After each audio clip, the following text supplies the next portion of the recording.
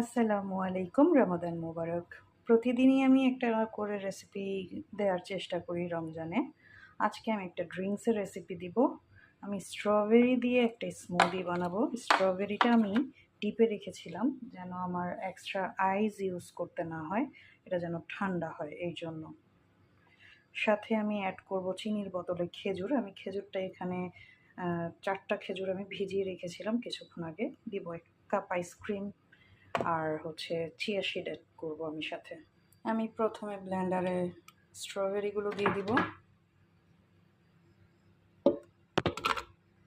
Add করেছি ice cream. আমি স্ট্রবেরিটা আস্তই দিয়েছি। খেজুরের পানিটা অ্যাড করে দিলাম।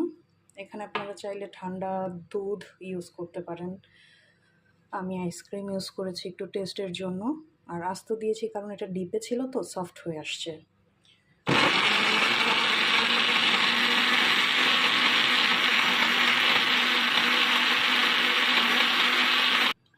রেডি হয়ে গেল খুব মজাদার স্ট্রবেরি শেক ফর ইফতার।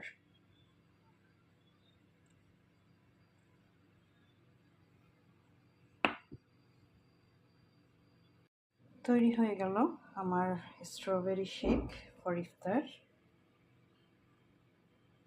চিয়া সিডটা আমি মিক্সড করে দিব আপনাদের দেখানোর জন্য আর সৌন্দর্যের জন্য।